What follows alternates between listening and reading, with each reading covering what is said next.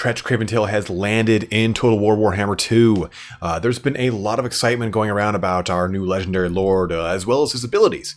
And for those of you playing the game, there might even be some animosity for why it's not an actual lord, rather than the hero choice that Tretch was in the tabletop. But be that as it may, there's an aspect of Tretch that we really haven't dived down deep on, and no pun intended, and that is both Clan Rictus and their stronghold in Crookback Mountain. Crookback Mountain is one of the most important and largest strongholds to all of Skavendom, and really goes hand in hand when discussing Clan Rictus, so we'll talk about both of them, but CA did a great job of explaining why Tretch was located in Nagaroth. There's tons of rich warpstone mines, and they can be found under the Dark Elf cities, such as Haggrafe and a number of other settlements throughout the Frigid Wasteland. I remember us talking about that during the actual cities portion of our Nagaroth video, where we went through each and every city, talking about Nagaron, talking about Haggrafe, and so on and so forth. And we were even saying, like, hey, maybe there's not a lot of notable clans, Skaven clans in around that Nagaroth area, but maybe they'll put something in Nagaroth so they can go after the Warpstone here. Lo and behold, Clan Rictus is in Nagaroth, for now at least. But today we're going to talk about Crookback Mountain and Clan Rictus to give you guys a better idea of who they are and why that stronghold is so important. So let's start off with the Lonely Mountain first, as there is a vast history behind it. It's located far to the east, beyond the World's Edge Mountains, and the Karazhanko lies Crookback Mountain, and it's opposite Mad Dog Pass. And it's actually interesting thing about that pass is that you have to pay the clan, you have to pay Clan Rictus to go through the pass, and then pay them double to go back through the pass. Little sneaky Skaven bastards. But it was first settled by night goblins 3,000 years ago. So, way before Sigmar. And the mountain has been the denizen of many clans of goblins. And that's the thing about orcs and goblins. They really stay in these massive tribes, clans, packs, inhabiting a lot of the same spaces. And they get a lot of civil wars. But night goblins are unique in their relative singular existence from orcs. And the fact that they have really cool hats. Think David the Gnome, but with like a really bad attitude. Green. And smells like overcooked broccoli and spoiled Gouda cheese. Why do I know what that smells like? Sometimes I fail at cooking, but that's neither here nor there. Either way, the goblins began digging and delving into the other parts of the mountain and expanding their realm further away from the World's Edge Mountains. But as happens with any race that delves too deep, no, they don't come across a Balrog. They discovered the Skaven Under Empire, and the goblins won a lot of the initial fights with the Skaven. This was 300 some years before Sigmar, so the Skaven, for the most part, were not squaring off with humans for the most part. Or other elves. They were pretty much only dealing with other Skaven, goblins, and dwarfs. But they push. The goblins push the Skaven out of Crookback Mountain and really kind of maintain their dominance of the stronghold as a whole. But shortly after the first incursion, the Council of 13, the ruling class of Skavendom, or the ruling masters of Skavendom, appointed one warlord clan to deal with the threat. Clan Rictus was promised dominion and ownership over all of Crookback Mountain should they take it back from the goblins. They took to the task of clearing out the mountain almost obsessively, and we know how Skaven are with the possessions and rewards, so they this kind of only amped up their already neurotic behavior. I don't know why you would think a Skaven's not neurotic, but we talked about the culture of Skavendom and how it's very opportunistic. In addition, we already know that the clans such as Scryer, Eshin, Molder, and Pestilence all kind of outsource their clan-specific traits, such as the technology of Scryer or the assassins of Eshin. Clan Rictus does this just this. They employ the help of many Poison Wind Globadiers from Clan Scryer and pack masters from Clan Molder. And both of these really assist in clearing out the cave system under Crookback Mountain. And when the Skaven actually started their invasion back into the mountain, they found that the goblins were in the middle of this massive civil war.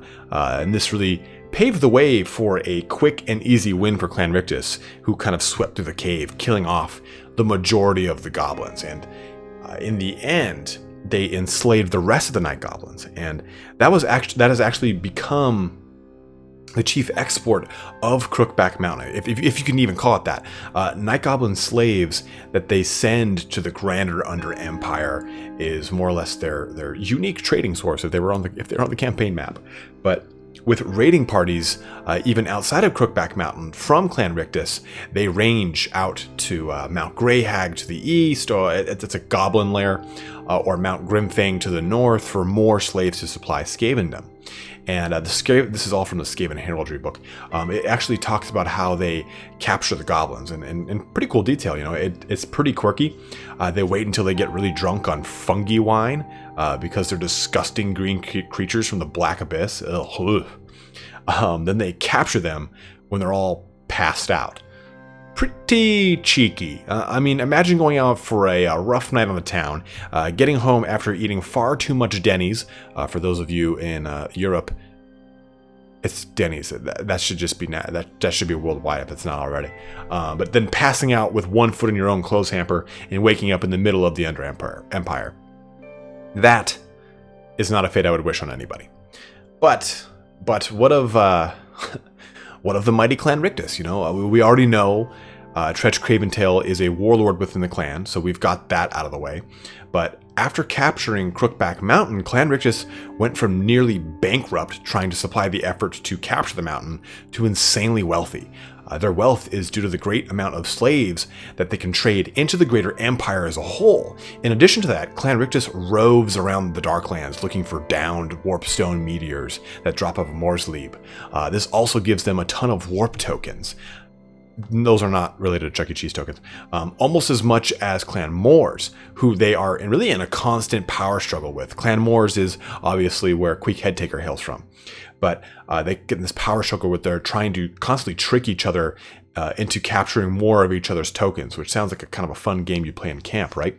But they're Lord of Decay, Kratch Doomclaw, lords over the clan, and has been for many years driving the clan's ambitions kind of ever onward. And those ambitions are fueled by a higher than normal presence of storm vermin.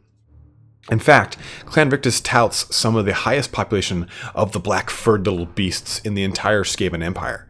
So we see this reflected in Tretch Craventail, who gives a ton of bonuses to storm vermin as well as starting with 2 whole units of them. This is the sword and shield variant, but still it's very strong in the early game. But that really sums up Clan Rictus and the Crookback Mountain here. There's been a lot of speculation, nay, a lot of anger, really is probably a better way of putting it, about Clan Rictus not being in Crookback Mountain. And I completely understand that viewpoint, and they did explain why Rictus is in Naggaroth pretty well, and as we've discussed, but really, what does this mean for the future of Rictus? With an eventual expansion into the Darklands in either the 3rd game or the end of this game, maybe we'll see the Mortal Empires expand in that direction too.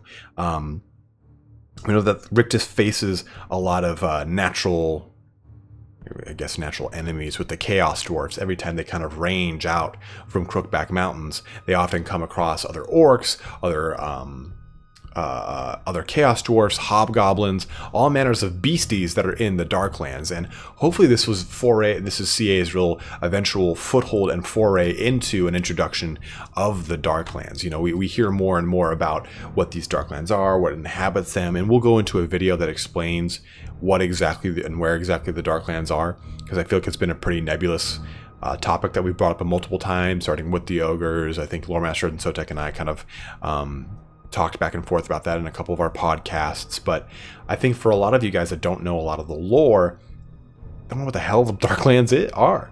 So I think it'll be a good time to really kind of go into what the hell that all is. But there's no saying what is going to happen here, as there have been a lot of curveballs thrown in the normal quote-unquote way of CA doing things. I don't think anyone expected Tretch.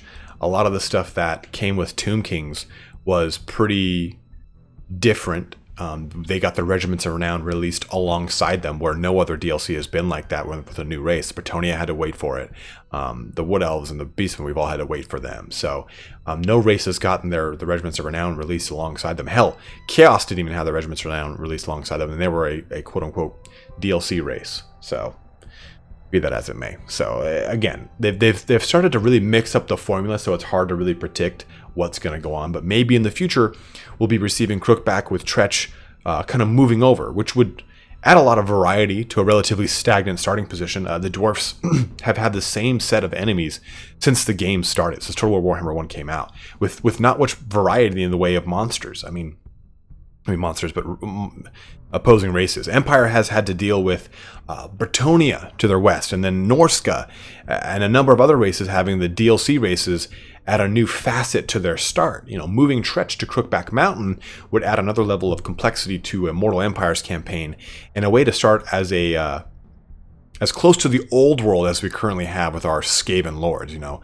I mean, that is until they put Thankful or Ica Claw, who would both start in Skaven Blight, or maybe even Kratch over in Hell Pit. But anyway, guys, thanks so much for watching here today. Hopefully you got a better understanding of Clan Rictus and Crookback Mountain. Don't forget to like the video if you enjoyed some of these goodies you heard today, or if you just enjoyed my really poorly timed jokes. But don't forget to subscribe and let me know if you want to know more about some of the other clans, like Clan Moors and the such. I know we haven't talked a whole ton about them, but if there's specific ones you like to know about or want me to expand on, more than happy to do that, other than the 4 great clans we already talked about. But have a good one, guys, and take care.